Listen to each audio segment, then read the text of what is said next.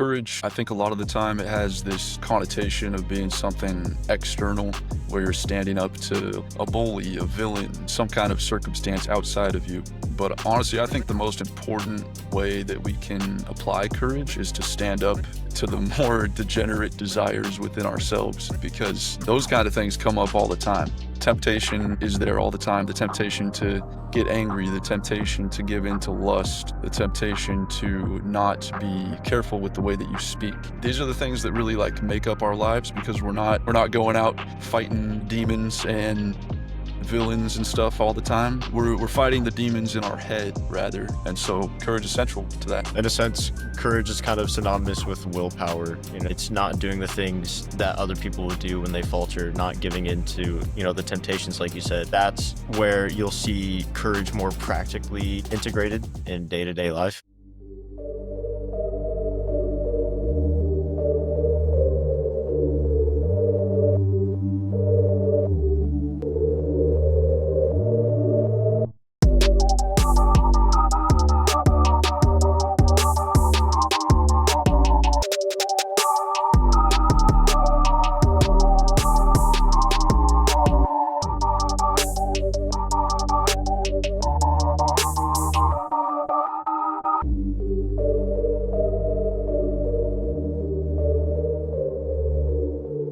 Welcome to the Masculine Spirit Podcast, where we pursue truth and excellence as men under the leadership of Christ. I'm Robert Krause, and I'm joined by my co-host Noah Bills. Today's discussion will explore how courage leads to virtue and how cowardice results in not only unfulfilled potential, but also significant spiritual damage. So this is an episode that I've been looking forward to a lot. It's something that I think a lot of people know instinctively, is that courage is very important, but I don't think it's talked about very often out in the open, in public areas, because, people like to talk about small talks type stuff, like how's the weather, how's work, how's the family. All that good But I stuff. think that when you are trying to build something, trying to work towards any type of goal, even if it's as simple as becoming more aligned spiritually, trying to be a more moral person, that requires courage. All of those things require courage. For sure. I think it's more important to put these things into a modern realistic context, because I would argue that courage and cowardice is a topic that's discussed a lot in supernatural media, especially with the influx of superhero related movies, TV shows, video games, all this stuff. Obviously, we know the best top people in the world, the superheroes, are all courageous, blah blah blah, and they have to battle their cowardice. But obviously, we don't lead lives where that sort of specific courage is needed nor necessary. There are more specific, even smaller, more niche contexts in which courage is necessary, and where we kind of exercise cowardice in ways that we don't even really notice. I think it's really the small things that matter when it comes to this.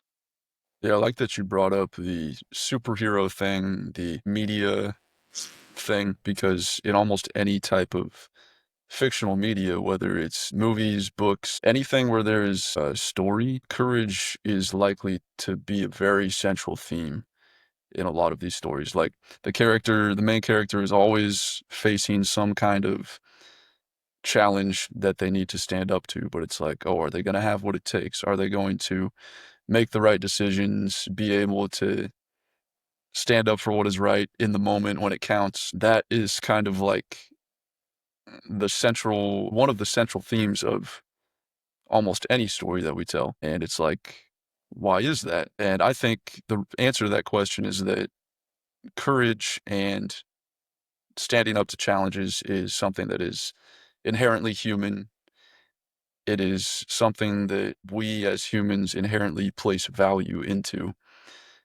When we see somebody being courageous, there's a part of us that is just drawn to that, and oh, that's something that I should aspire to be. That's something that I want to embody in all aspects of my life. So yeah, I think that's a pretty interesting concept, how it manifests in stories. 100%. And I mean, I would also argue that courage is foundational for really any other strong virtue that you have. It takes the courage and the determination and the willpower in the first place to enact any other like virtue that we have.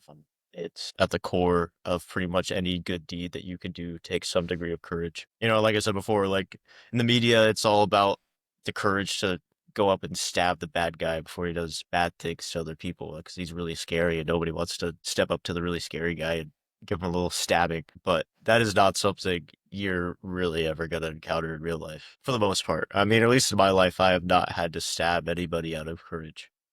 Most people will More, not. yeah, more likely Yeah. to stab somebody out of fear, realistically. But it all depends on the situation. Ideally, we'd keep the stabbing to a minimum, but if stabbing is necessary, then it's good to have And some who am courage. I to say? Yeah, who am I to say to not stab that guy? That's something you really have to test out for yourself. Yeah, yeah. But on that note of courage, or virtue requiring courage, rather, I have a quote from C.S. Lewis, the Christian author, very famous Christian author, wrote the Chronicles of Narnia, but also he wrote many other things, philosophical works, religious works. He says, courage is not simply one of the virtues, but the form of every virtue at the testing point, which means the point of highest reality. So what I take this to mean is that any time in your life you are faced with a scenario where you need to be virtuous, let's say, for example, you're in a line and you're getting impatient, waiting in line at the grocery store, people are taking forever, somebody dropped their credit card, whatever, all this stupid stuff is happening, it's giving you a delay in what you're trying to do. So the virtue you need to act on is patience.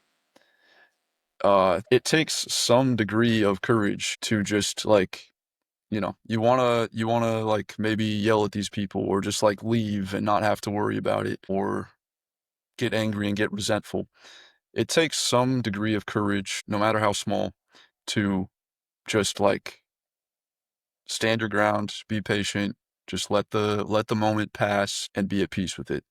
And that's obviously a small example. There's tons of examples I could give. But the point is that when you are at these crossroads in life where you have to make a decision to be a virtuous person and it's being tested, as he says in this quote, at the testing point, courage is something that will like get you across to the other side, basically. Agree. I mean, it's almost like kind of courage. Having courage is kind of having the faith that what you are doing, the virtues that you're trying to enact are for a higher and greater purpose. And talking about the patience thing, you understand that your patience pays off to a certain degree because it gets you from point A to point B. But it's also having, the steadfast qualities to stand your ground, like you said before, and just kind of take whatever's coming at you, be ready for the outcome, and, reap the rewards from it.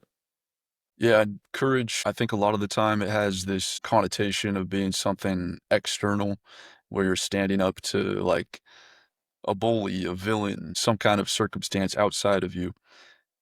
But honestly, I think the most important way that we can apply courage is to stand up to the more degenerate desires within ourselves because those kind of things come up all the time.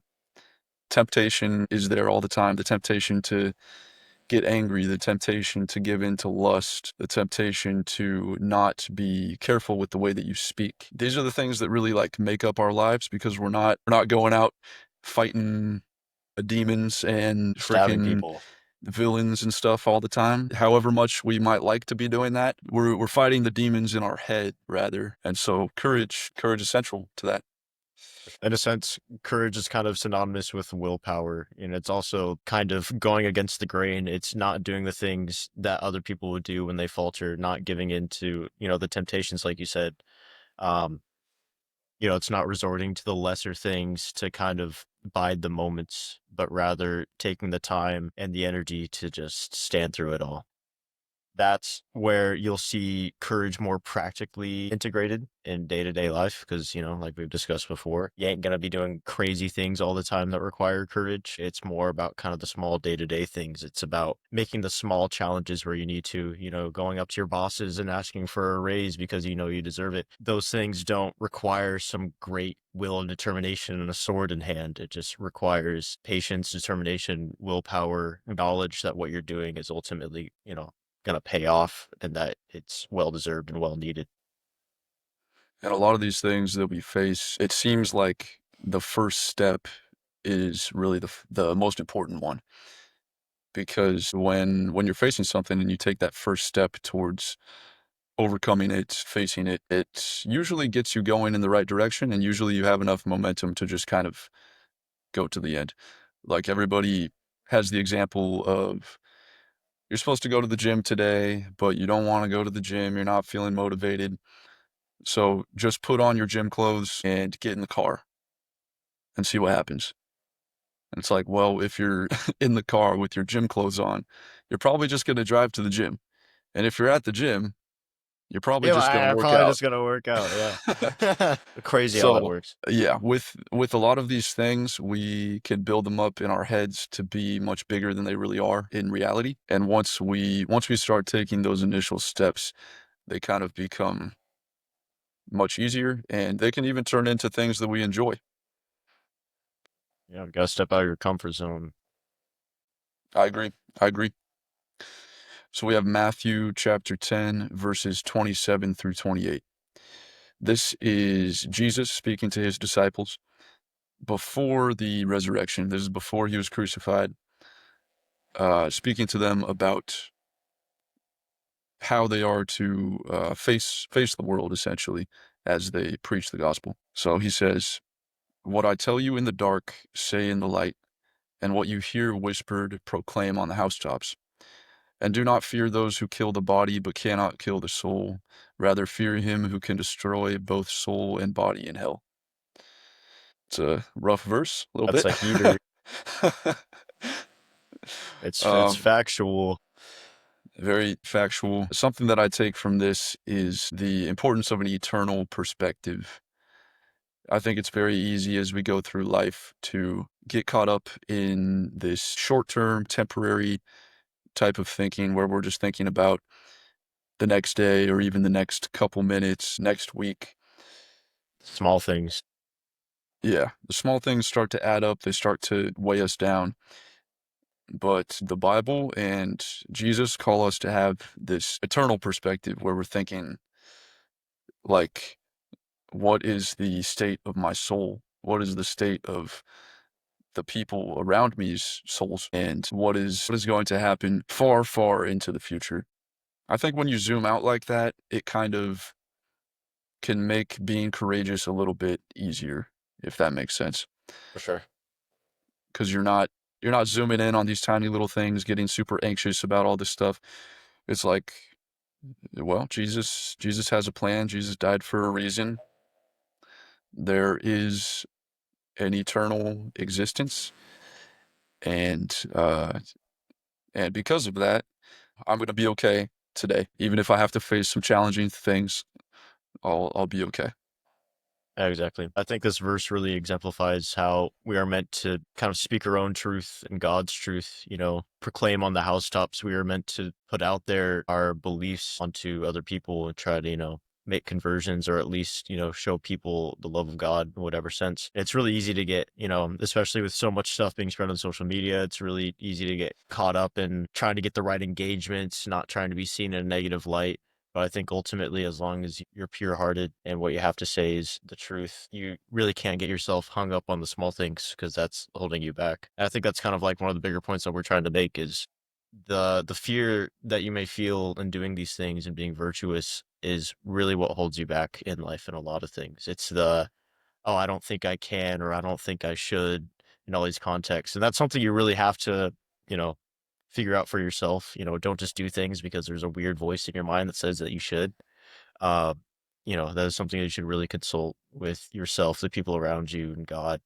What is that truth that you were meant to proclaim? But obviously, it's very difficult to make those statements and to make those changes and to be made aware if you're letting fear hold you down. Not to say that you shouldn't have any fear. I mean, obviously, fear is very human. It's very normal. Everybody feels it. I have fear, if you could believe it. No way. But yeah, way, right? But I think that's just kind of part of it, and that's a huge part of courage as well. Is I would argue that the definition of courage is not the lack of fear. I would say that courage is having fear but pushing through it regardless. Like that is really what exemplifies the heroic aspect of courage that we see. Is we know that these people are fearful. They're fearful of losing the things that they love and the people in their lives, but they work through it regardless because there's a truth behind everything and then their perseverance and they work through it and they get to the end. That's what it's meant to be. Yeah, and this, like you were saying, this verse highlights the importance of what we speak in being courageous. The way that we choose to speak, the degree to which we decide to speak what we truly believe is a lot of the times dependent on our courageousness, our ability to not be trying to impress people, not be trying to just not offend people. You know, not to say that you want to be going out of your way to say things that are offensive, but if you have a belief and there's a conversation that it's appropriate to espouse that belief in, but you suppress it down because you're like, I don't want to rock the boat. I don't want to make anybody, I don't want to make anybody get triggered or whatever. Don't want to get canceled. Yeah, yeah. Like you have to really, really consider when you make sacrifices like that, because that's a sacrifice. Like not not speaking what you truly believe when you feel like there is a good opportunity to, that's a sacrifice. So you need to be conscious of that and probably not do it very often. I wouldn't say in every situation you need to speak your mind, but a lot of the time you do. Probably most of the time. It's healthier for you and it's healthier for your relationship with other people if you speak what you truly feel. Of course, in a way that's loving. We don't want to be disrespectful in how we speak to people, For sure. but sometimes even if you're as respectful as you possibly can be, certain people will get offended. That's just life. That's just life. Yeah. This next quote I really like. This is from William Shakespeare. I'm actually not a huge fan of Shakespeare, but I feel like every once in a while, yeah, I know he's the greatest poet of all time, greatest playwright of all time, whatever. Uh, Woo! but sometimes he has certain quotes that are extremely profound. I think he was brilliant. I think it's just a taste thing with me where I don't You like must his have poor taste, style. dude. Were you a Shrek the musical kind of guy or what? I haven't seen Shrek the musical, but I would probably enjoy it. Yeah. Fair enough. So this is a quote from Julius Caesar, and he says, "Cowards die many times before their deaths. The valiant never taste of death but once." And Pretty yeah, I cut and mean, dry. if you know what it feels like to be in a situation where you know you should stand up for what is right, or even stand up to some kind of temptation, and you fail in that circumstance, then I think you know exactly what this quote is saying. I think that's something that all of us have done. We've all failed to be courageous in moments where we should have. And yeah, it's like that's a little piece of yourself dies each time that that happens, in my opinion. You know, you're suppressing your conscience, you're suppressing your sense of morality, sense of agency in the world, and that's just not healthy. I think that quote is speaking to this very profoundly. For sure. I mean, when you end up making that choice, you compromise your virtue for comfort in that moment. You seek out something that's easier and just like benefits you, doesn't make you stand out or necessarily hurt you, but ultimately you are sacrificing a part of characters that you could have put out there and made a positive change in. Yeah, and I think that's really why courage is so important for self-development because like we were saying, every time that you give in to the fear that you're feeling, it stifles the development of yourself. And vice versa, every time that you are courageous and decide to enact virtue in a courageous and brave way, I would say that your sense of self grows, your sense of the virtues that you want to enact grows. So it's like you're either moving backward or you're moving forward. There's not really stagnation in this area. You're either on the downward spiral or the upward spiral. You know what I mean? Yeah, for sure. I mean, in the end, it's like, it's like back to the whole comfort circle thing. Any ways that you find to put yourself out of your comfort circle, you're expanding your own zone, you're expanding your authority and your ability to do things. Obviously, it's really easy to stay within the confines of what you know and what's familiar and what's comfortable. And in some areas, I think it's fine to be in that comfort zone, but you have to really evaluate the times that you have direct influence over something, that where you can make a change and you have good opportunity to make these changes. And that's where you should really challenge yourself to go out of your way and do something better or greater. We do talk about growth from a few different angles on here. Courage is, again, the foundation of it all. It's that knowledge and the ability to not be shaken and to be steadfast, to put yourself out there, expand your horizons, help yourself, help others. Looking back on the ways that I've grown in my life, I'm pretty young, but I haven't Young blood, haven't grown to my maximum potential for sure, but I've like I'd hope so. been through, yeah, I've been through a couple things that required some courage. Looking back, just a couple examples, starting going to the gym took courage. You're worried that people are going to judge you. You're worried that maybe the program that you're following sucks, so you're not going to get any results and all your time was wasted. Um, People then will you judge you, have, yes. yeah, people will judge you. But then once you get far enough, you realize that that doesn't matter at all. So, you have the example of like me getting into nursing school. When I was applying to nursing programs, I was afraid that nobody would want to accept me. Going to even as something as simple as like going to some community college classes, you have fear that like maybe you're going to miss an assignment, maybe the teacher won't like the essay that you wrote. And it's just like these little steps that we take just compound and compound because each courageous action that you take makes you aware of the fact that you're able to do something even more courageous. You're like, oh, I I'm able to be consistent in the gym. Maybe I can get a six pack. Oh, I got a six pack. Maybe I Imagine, can squat 405, I can't squat 405, but I'm saying, hypothetically, it's levels on levels on levels. it all just stacks on itself. Stuff we mentioned before, it's all about the small steps, making the small steps into the big strides. It's how it works, how it goes. I'm interested to hear what you think about the second half I of the don't quote. think the valiant never tastes death but once, that part. Exactly. Yes.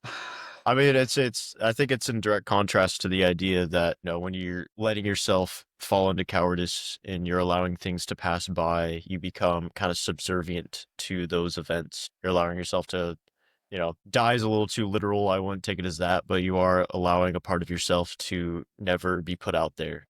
Those who are 100% truly valiant, which, there's not really a lot of that, that would imply that you've made a courageous action every step of the way your entire life. But it's the idea that those who are truly valiant don't let others take over themselves and control their lives and control their actions, that the only death that they really subside to is, just true death versus subserviency to another's actions or events.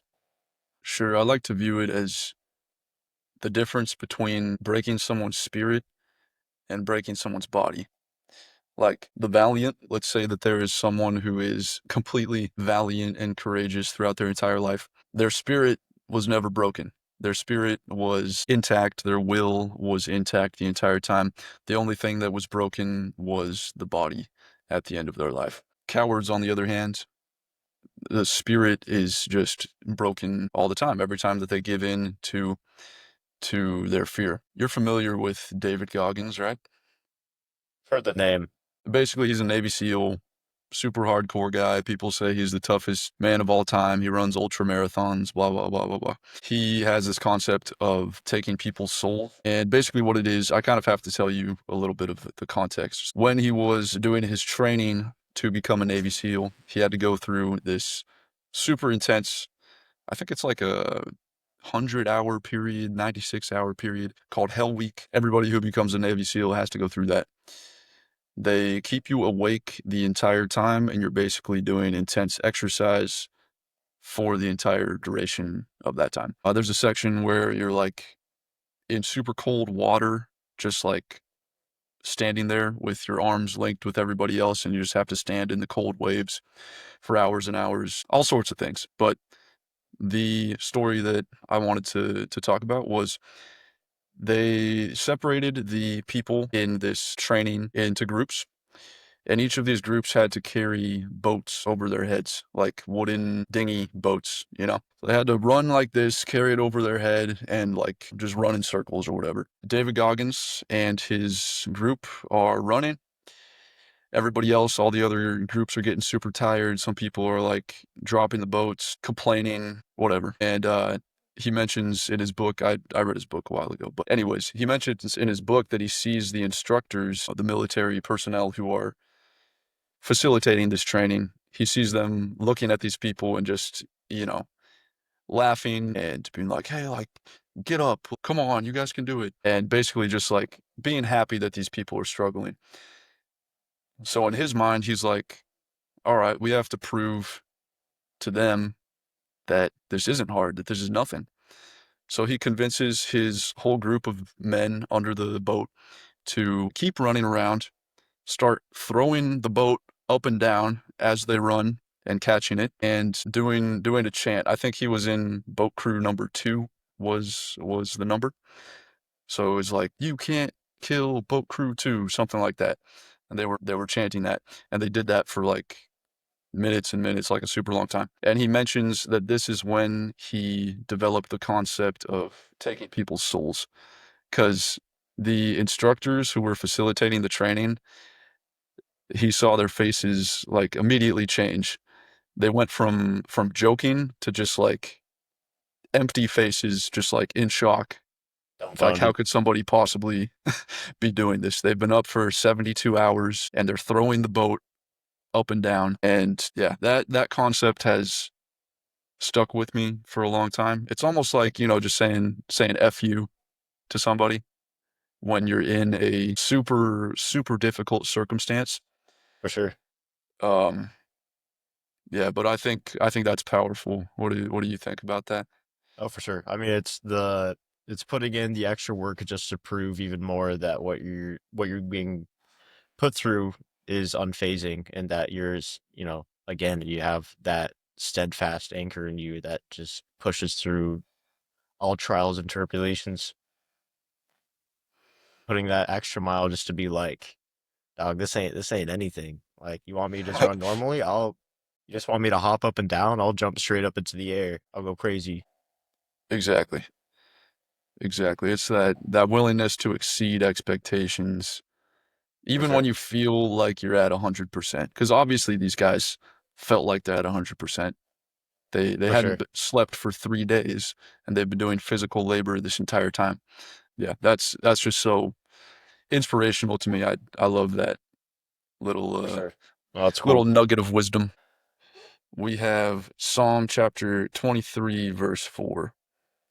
This is probably a verse that a lot of you, if you happen to be raised in a Christian household, you probably memorized when you were a little kid. Yeah, it's in a lot of songs. It's in a lot of pop culture references as well. Yep. Yeah, so I'll read it. Even though I walk through the valley of the shadow of death, I will fear no evil, for you are with me. Your rod and your staff, they comfort me. Obviously, it goes on. It's a, you know, pretty long psalm, but this is the part that I wanted to focus on today. For sure. I mean, yeah, this quote's just the due reminder that we are an earthly place filled with sin, with tragedy, with darkness, whether it be people's hearts, minds, or just the things that influence us. And all we can really do is take comfort in the things that we know God has given us and the knowledge and wisdom that He retains for us, knowing that He has a plan for us, and we just keep going through it. Yeah, it'd be very hard to deny that there is evil in the world. I think it's evident even to the people who are not religious in any sense, or maybe completely, naturalistic in their beliefs. Clearly, there is some kind of some kind of a tendency, to say the least, within humans to be cruel, to cause suffering, to cause pain to other humans, and not only to humans but to animals and all of the above. So yeah, we need to acknowledge that. We need to acknowledge that our fear of these things is valid. Like, these things are scary. The world is a scary place. I'm so scared all the time. That's okay. It happens. Luckily, I mean, we live in a first world country, very stable, even, despite what people are saying with Yep. current administration, all that stuff. That's besides the point. We live in a very stable society. I'm very thankful. Some people don't. There's a lot of people that don't. And, it's easy to forget about the rest of the world because we spend most of our time here in this little bubble that we live in. Sure. But nonetheless, God is with us. God should be the source of our courage, is the reason for our hope, the reason for our faith, for our perseverance in spite of these trials that we face. And yeah, I think if you have God as your source of those things, then you can never run out because God is infinite. God is all powerful, all loving, all knowing, all those things. Through God, we're given like vast amounts of comfort, knowing that He has a plan for us, knowing that He wants what's best for us, knowing that in following Him, we will obtain these things and become more righteous ourselves and be more righteous for others. It's a harsh life, but somebody's got to live it. Everybody has to live it, unless they're not living. Unless they ain't living it. Yeah, I mean, we're here either way, because I know that before I really developed the ability to be courageous in myself, there was a time in my life where I feel like I was kind of a pushover, where I would give in not only to what people around me wanted, but also give in to my own desires, even if I didn't truly want to. That wasn't my true, authentic self. Give it Um, to Satan. yeah, exactly. I think that, as I've developed that ability, I've kind of realized that these things that we face are not going away. So you can either choose to face them or choose to give into them. And it's a pretty simple choice, but it's not an easy choice at all. But yeah, they're not going away. These challenges are always going to be present. So I would advocate that you choose to be courageous in any capacity that you can. I think that's one thing that we highlight a lot, that a lot of these things ultimately just become choices. The changes that we want to see in our lives or in other people's lives for the better, it all just comes down to choices. You can try to look up any other podcasts, any inspirational books, TV shows, whatever, any other media. It all just comes down to choices in the end. There are no shortcuts or easy way outs. It's difficult, but it is what it is, and it's foundational to everything else is making those correct choices. Yeah, and in a sense, the fact that it does come down to choices can discourage us because it's like, well, it's all up to me. I guess I'm the one who's been ruining my whole life this whole time. Not to say that everything is your fault, but it's like, you can get discouraged in that sense. On the other hand, it could encourage you and actually fuel your courageous fire, if you will, in the sense that, oh, it's all up to me. I have control over how I view these things, over how I respond to the things that happen in my life. I have control. For Obviously, we sure. don't have complete control. We're not God, but we have control over our choices. So For sure. I I choose to view that from a positive light. For sure. I mean, there are pros and cons to it because on one hand, it is difficult sometimes to know what's the correct choice to make. And that's where sometimes we're just kind of led by faith and by our preconceived knowledge of what exactly to do is right or what we think is the right path. But again, these are things that we do have control over to an extent. So it is empowering to us to have that knowledge that you do have choices in life and you make them every day, but they're not always easy and it's not always clear. And that's where, we put our faith in God that whatever choices we make gets us to the right path or at least as close as we can to it. Amen. Amen. Amen. Well, thank you all for joining us. Please send us your thoughts, suggestions, and criticisms at masculinespiritpodcast@gmail.com and follow us on Instagram at masculinespiritpodcast. We look forward to continuing this journey together. Be courageous and have a blessed day. Have a blessed day. Finding strength in submission, that's the mission. Breaking chains of tradition, new position. Walking in His vision, divine commission. This is masculine spirit, listen. Started as a boy with a heart full of questions, seeking validation through worldly possessions, learning wrong lessons about masculine expression. Depression hit heavy with painful suggestions that I wasn't worthy, wasn't making impressions, till I found His message and started progressing. Through every blessing and every testing, now I'm addressing the lies I was festering. Stand up, warrior, it's time to rise. Let His light shine through your eyes. Every battle makes you rise. This is where your spirit flies. Yeah, this is where your spirit flies. See, the thing about manhood, it isn't in muscles, though I built them daily through physical struggles, deeper than hustles and temporary puzzles. Spirit was muzzled till Christ came to shuffle my priorities, showing me purpose is foundational, rational, factual, but still inspirational, national, global, yet still congregational, building generational wisdom, that's operational. Finding strength in submission, that's the mission. Breaking chains of tradition, new position. Walking in His vision, divine commission. This is masculine spirit, listen. Biblical principles, giving me clarity. Carrying wisdom through all this disparity. Apparently strength isn't measured in scarcity. Rapid with charity, prayer, sincerity. Finding the warrior spirit inside of me, guided by a light that was hiding inside of me. Pride had to die for this ride to be righteous. See, Christ had to rise for this life to be bright in me. Sometimes we fall, we fall, we fall. Sometimes we crawl, we crawl, we crawl. But through it all, we hear His call, building walls, standing tall, breaking falls, breaking for our brothers, yeah. Brothers, we stronger when walking together, whether the weather is stormy or better. We measure our treasure in spiritual leather and never say never to heavenly preference.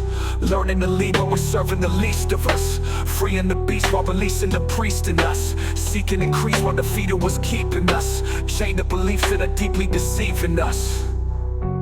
Stand up, warrior, it's time to shine. Let your light lead down the line. Every brother by design. This is where our spirits climb. This is where our spirits stand as a beacon for the brothers still seeking. Show them strength isn't weakness when you're down on your knees. Every trial that tested me, every mile that pressed in me, built the man God blessed in me. Now I'm walking in destiny.